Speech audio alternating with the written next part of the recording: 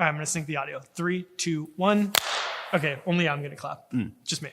3, 2, 1. Just me. You don't have to clap. No, okay, my bad. Yeah. 3, 2, 1.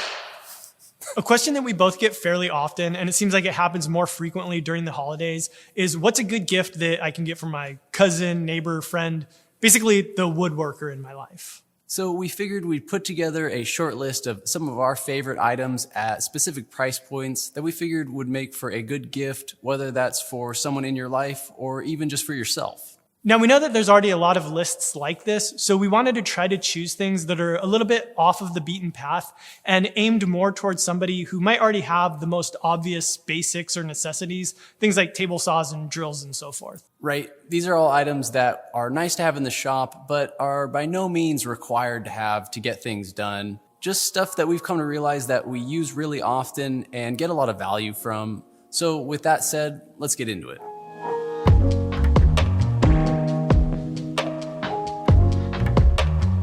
So for my first pick at $30, I'm gonna go with a digital angle gauge. Now you can have the greatest table saw in the world, but if you're cutting boards with your blade tilted to 89 degrees when you think it's at 90, your work's gonna suffer. And when it comes to the scale on a table saw, they're pretty useless.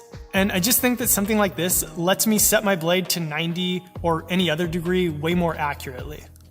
And speaking of setting my blade to other angles, it's something that I do fairly often. Obviously, you've got your 45 degrees for miters, and if you guys have seen my other project videos, you know that I'm big on doing trapezoidal shaped cabinets. Also, you can use it on other tools such as a joiner fence, a bandsaw, or even for setting up jigs on a drill press, or really anywhere. So bottom line, I feel like this was a pretty small investment that I've gotten a pretty big return on over the years. And speaking of small investments, here's another one. It's a 6-inch ruler made by Starrett, and it costs about $25. This is a tool that I've always had. Well, actually this one, and I got this one a little more recently. I got this one when I first started making furniture, and I always keep it nearby, usually in my table saw fence. Or if you're an apron wearer, it's perfect to keep in one of your pockets. But it's one of those tools that I didn't realize I would use so often, but always found myself reaching for it. And now I'm at the point where I would really feel lost without them. They're a perfect size. This one is flexible, which comes in handy every once in a while. And this Starrett version is super accurate. The other thing about these is that I like using the versions that have imperial and metric on them, which is incredibly useful. Things like measuring the thickness of parts when I'm cutting dominoes or measuring depths of dados is super easy. Especially with the Starrett version, which has measurements to the 32nd of an inch and 1 millimeter on one side, and down to a 64th and ½ millimeter on the other side. So if you're looking for a well-priced tool that I'm pretty sure you'll use just about every time you're in the shop, grab one of these rulers because, well, they rule. All right, let's kick it up to the $100 price point. A crisp Benjamin, or for our European friends, a crisp Renaissance window, a Gothic window, a Romanesque arch, and a classical arch. But no matter which currency you're using, my choice at this price point is extra saw blades. This one is a bit more abstract since saw blades come at a bunch of different price points, and full disclosure, the saw blades that we use are around $150. But I think the concept still stands and can actually be translated to a few different tools in the shop. As soon as I had a decent table saw and was getting blades sharpened regularly, I quickly invested in extra blades. And the main reason for this was to minimize or eliminate downtime. If I have a couple or a few of the same blades, I can easily switch out a blade for a fresh one if I need to have one sharpened, or even if it just needs a cleaning.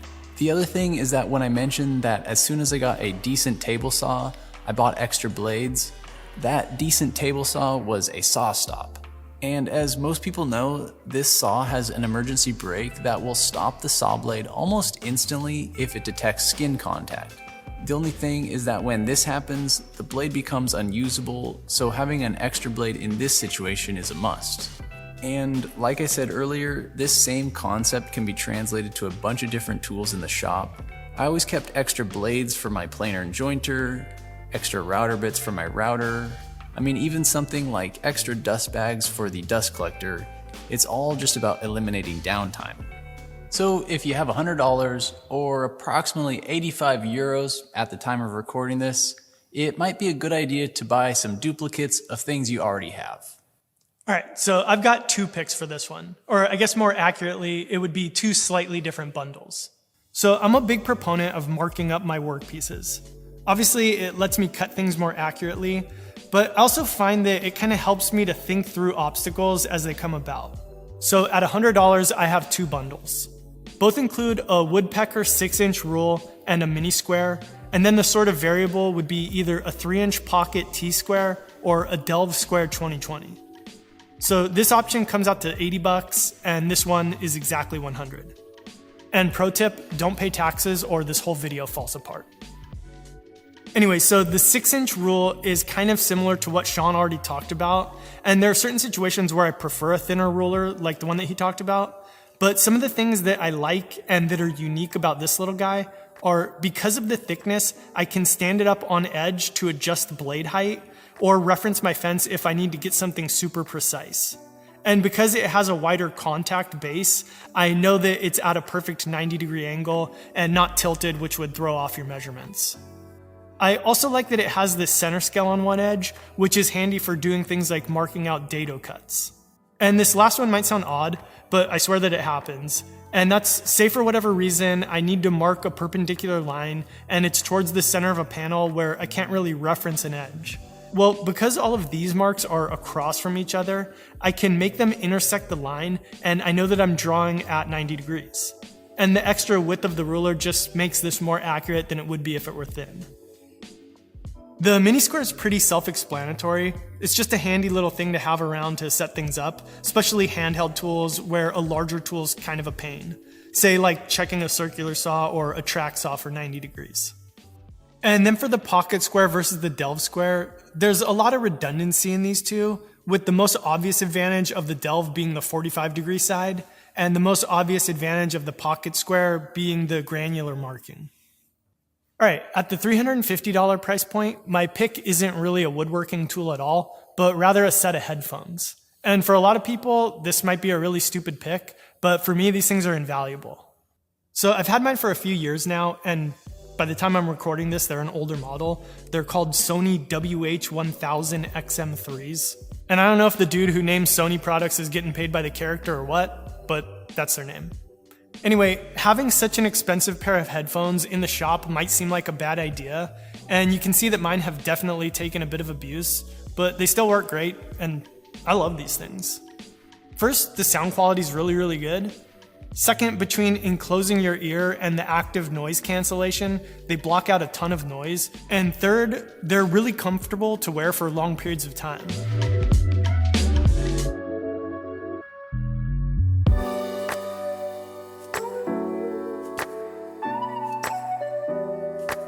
And when it comes to return on investment, I probably get like 30 plus hours of use from these things every single week. So it just makes sense for me. That said, I totally understand this not making sense for everybody. So if I could kind of extrapolate the sentiment, it would just be to think of some kind of ancillary product that's out there that brings you enjoyment. So maybe it's not a pair of headphones, maybe it's comfortable shoes or nicer lighting or whatever. Just something that makes working more enjoyable. Okay, so this next one might not be in exactly the same vein as nice headphones or comfortable shoes.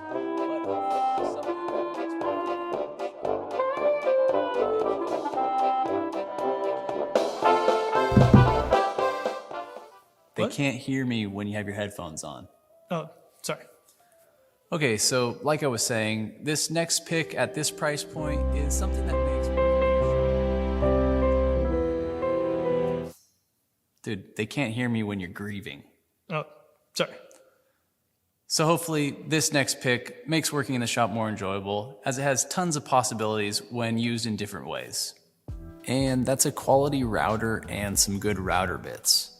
I know for me, learning how to properly utilize the capabilities of a router and specifically template routing changed how I looked at making furniture. So the type of router doesn't really matter. I use a Bosch and it comes with both a fixed base and a plunge base, as well as a 1/4 inch collet and a 1/2 inch collet. And I know there are plenty of other comparable routers out there, but beyond the actual router, the router bits you use are pretty important. I think a great starting point, and the exact bits I first started using, were the Diablo bits that you can get at Home Depot. For just over 50 bucks, you can get a template bit and a flush trim bit, both with 1/2-inch shanks, and have plenty left over to fill in with some other router bits. And that being said, the reason I'm so in favor of having a good router setup is because it's probably one of, if not the most versatile tool you can have in your shop. Honestly, if we had the hypothetical of being able to take one tool to a desert island, as long as that desert island is properly wired with electrical outlets, I would choose a router. And if I could have 2 tools on that desert island, the other one would be clamps. Which I guess technically means it would be more than one tool because I would need more than one clamp, but whatever, you get the point. And actually that brings me to my $1,000 price point pick, and that would be a bunch of clamps. We all know the saying about how as a woodworker you can never have too many clamps, and I have to admit it's pretty true. We're actually lucky enough to have a pretty sizable clamp selection in our shop, yet we still run into situations where we're scraping the bottom of the barrel on some glue ups. Now, it might sound a little crazy to blow $1,000 on a bunch of clamps, but I'm really gonna do my best to make the case. First of all, just from a purely time used perspective, clamps are probably the most used tool in our shop besides the table saw. So if you think about it like that, it's a great investment. Also, having a variety of clamp sizes and types is essential to being able to complete whatever glue ups or work holding situation you might encounter. I was able to slowly increase the size of my clamp collection over the years, so it wasn't just a single $1,000 purchase, but I think if I had a cool grand needing to be spent on something, a diverse clamp collection makes a lot of sense. And maybe not surprising to some, but it was certainly surprising to me when I first started, was how expensive clamps could be. And honestly, I could spend a lot more than $1,000 on clamps. So obviously, if you spend that much, you're gonna end up with a really great set. All right, so before Chris goes into his $1,000 pick, let's talk about this month's feature viewer project, which comes from Zoe Van Brunt. Zoe made this deceivingly simple looking bench, which is the 3rd iteration in what she's calling the Skate series. The bench is constructed with maloof joints at each leg, and when viewed from above resembles a skateboard. So if you want to see more pictures and read more about this piece, go check out our website, which we'll link to in the description. We're going to be featuring a new project each month, and we're happy to be using Squarespace to help us build the website. Both Chris and I have been using Squarespace to build and maintain our websites for years now, and honestly, it's one of the best choices we made when starting our businesses. At the time, I had no idea what I needed to do to build a website, but Squarespace makes it super easy to get up and running with plenty of professional looking templates to choose from, as well as making things like purchasing domains really simple. Squarespace also has plenty of e-commerce tools to help you grow your business. Things like inventory management, a simple and secure checkout process, and unlimited products allow us to easily manage online transactions and not get bogged down with mundane tasks, so that we can devote more time to doing the things we enjoy, like choosing our favorite tools at specific price points or making a cool skateboard bench. So if you're thinking about starting a website, or even if you already have one, go check out Squarespace to see if it might be a better option for you. Head over to squarespace.com/4eyes for a free trial. Then when you're ready to launch, use the offer code 4eyes to save 10% off your first purchase of a website or domain. All right, thanks Squarespace. And if you want to have one of your projects featured as well, check out the link in the description for more details. All right, for my pick, I'm gonna go with a track saw system. And these come at all sorts of different price points, but the 2 that I'm gonna talk about specifically are the Festool and the Craig. So the Festool saw with a 55-inch track costs about $700, whereas the Craig saw with a 62-inch track costs about $400. And the Craig can also be used along with this project table, which costs about $900 for everything. So in general, the reasons that I often recommend track saws to people are, 1, I think that it's a great gap tool. For example, let's say you have a smaller table saw and you need to occasionally make cuts that might be hard or dangerous on the table saw. Well, a track saw will let you do that and might buy you a few extra years before you need to upgrade your table saw. And 2, it's not something that you'll outgrow. So if in a few years you do decide to upgrade your table saw, it's not going to be obsolete. As for which track saw to get, I think you'll find benefits and drawbacks no matter which brand you go with, and I haven't tried all of them, but between the Craig ACS Complete System at $900 versus the Festool Saw and Track at $700, it's really hard for me to not say the ACS. And that's because you're getting all of the functionality of a normal track saw if you use it detached, plus all of the specific functionality that you get when using it attached to the table. And rather than getting into all of those specifics, I'll link a table saw versus track saw versus circular saw video that I did about a year ago in the description, so you can check that out if you want more information. Okay, for my no limit choice, you might think this is the time to recommend something really outrageous, but I'm actually gonna pick a random orbit sander.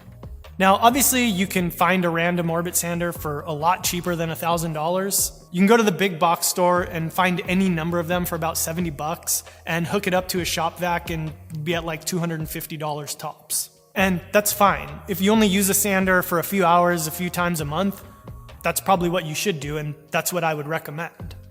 But investing in a really good sanding system was something that I did early on in my career, and I've never regretted it. And it's something that I feel I can justify because of the amount of time that I spend sanding. So as for which system to go with, the two that I have experience with are the Festool and Mirka. And both are great. I don't have any complaints about either. So really, I think it comes down to ergonomics and personal preference.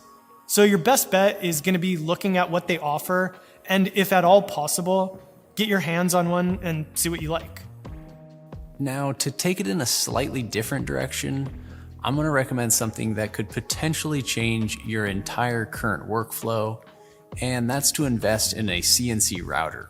Honestly, if you had told me a few years ago that having a CNC machine was a good idea, I probably would have laughed, then gone back to hand sanding MDF until my fingers hurt, trying to get that perfect curved shape for a furniture template.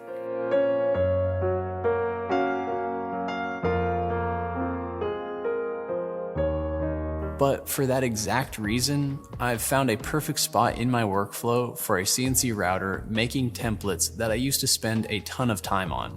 Now, if you've watched our videos, you know that we've had a partnership with Inventables and the X-Carve for a couple years now. And honestly, this was the perfect intro machine for me when getting into CNC technology. This machine and their online software easel made it super easy to start cutting templates when I knew very little about using a CNC router. So at the no limit price point, and if you've been looking to add digital fabrication into your workflow, I say take a look at a CNC machine and see if it might be something that you want to invest in. All right, well, that's our list, and hopefully it gave you some good ideas for gifts, whether they're for somebody else or for yourself. And as always, thanks for watching. Cut. You didn't let me say thanks for watching. Thanks for watching.